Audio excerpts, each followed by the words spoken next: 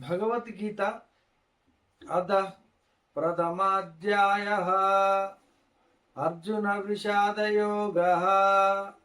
भवान् भीष्मश्च कर्णश्च कृपश्च समितिञ्जयः अश्वत्थामा विकर्णश्च सौमदत्तिस्तदैव च अन्वेष बहुवाः शूरा अधर्ते त्यक्तजीविताः नानाशस्त्रप्रहरणाः सर्वे युद्धविशारदाः अपर्याप्तं तदस्माकं बलं भीष्माभिरक्षितम् पर्याप्तं त्विदमेतेषां बलं भीमाभिरक्षितम् अयनेषु च सर्वेषु यथा भागवस्थिताः भीष्मेवाभिरक्षन्तु भवन्तः सर्व एव हि तस्य सञ्जनयन् हर्षं कुरु वृद्धः पितामहः सिंहनादं विनद्योच्छै शङ्खदद्मौ प्रतापवान् ततः शङ्काश्च भैर्यश्च पनवानकगोमुखाः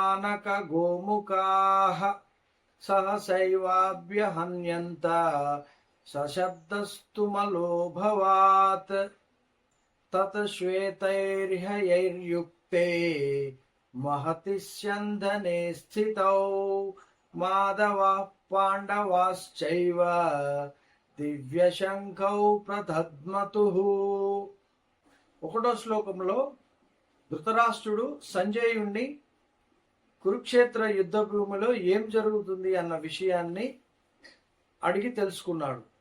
రెండో శ్లోకంలో సంజయుడు యుద్ధ భూమిలో సైన్యం, ఇరుపక్షాల సైన్యం, కురు సైన్యము పాండవ సైన్యము ఎదురెదురుగా నిల్చున్నారు, ఎలా ఉన్నారు అనే విషయాన్ని ధృతరాష్ట్రునికి సంజయుడు తెలిపాడు.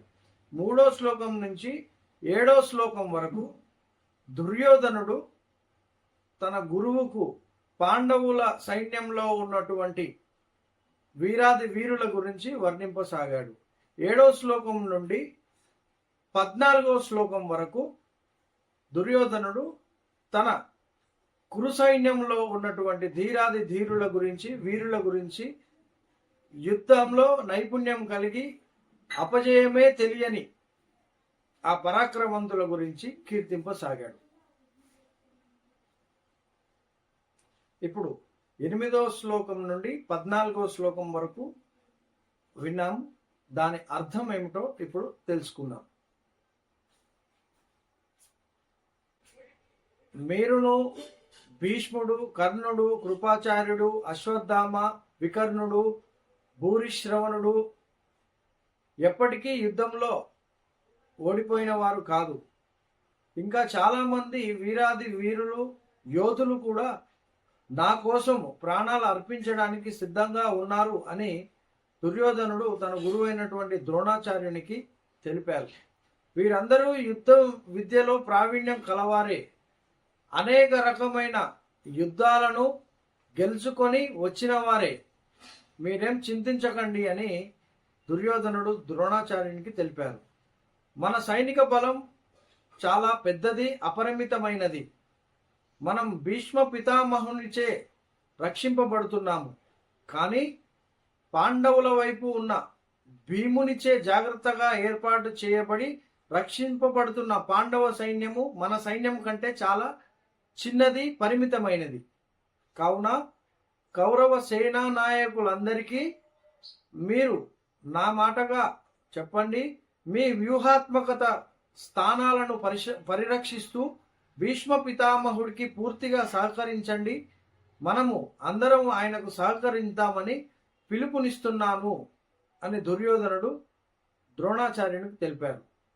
అప్పుడు కురువృద్ధుడు, మహోన్నత మూల పురుషుడైనటువంటి భీష్మ పితామహుడు సింహంలా గర్జించి తన శంఖాన్ని పెద్ద శబ్దంతో పూరిస్తూ దుర్యోధనునికి హర్షమును కలిగింపజేసినాడు. ఇక ఆ తర్వాత శంఖములు, డోలు, ఢంకాలు, బేరీలు, కొమ్ము వాయిద్యాలు మోగిస్తూ యుద్ధాన్ని ప్రారంభించడానికి సన్నాహాలు చేశారు. ఆ శబ్దానికి ఒక్కసారిగా మ్రోగినవి. వాటన్నిటినీ కలిపి శబ్దము భయానకముగా ఉండెను. ఆ తరువాత పాండవ సైన్యం మధ్యలో నుండి పాండవుల సైన్యం నుండి తెల్ల గుర్రములు వరుసగా పేర్చి ఉన్న ఒక అద్భుతమైన రథాన్ని చూశారు.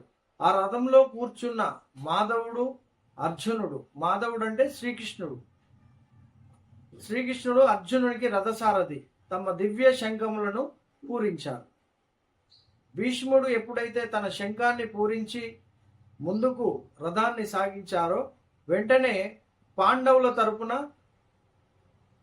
శ్రీకృష్ణుడు మరియు అర్జునుడు కూడా తమ శంఖాలను పూరించి సైన్యం కంటే ముందుకు వచ్చారని సంజయుడు ధృతరాష్ట్ర మహారాజుకు తెలిపాడు.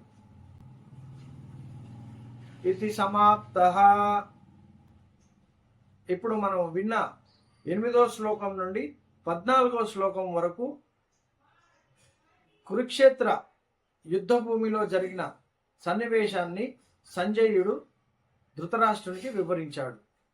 మరి ధృతరాష్ట్రుడు సంజయుని కంటే గొప్పవాడే కదా, అతనికి ఎందుకు తెలియడం లేదు అక్కడ ఏం జరుగుతుందో? కేవలం సంజయుని మీద ఆధారపడి అక్కడ విషయాలు ధృతరాష్ట్రుడు ఎందుకు తెలుసుకుంటున్నాడు అన్నదానికి సమాధానం, ధృతరాష్ట్రుడు చూపు లేని అతను. అయితే అతనికి పెద్దగా ఈ రాజకీయ వ్యవహారాలు కానీ లేదా అంత లౌక్యం కానీ లేదు. దివ్య దృష్టి ఉన్న ఈ సంజయుడు మాత్రమే అక్కడ ఏం జరుగుతుందో చూసి ఈ ధృతరాష్ట్రునికి వివరిస్తుంటాడు.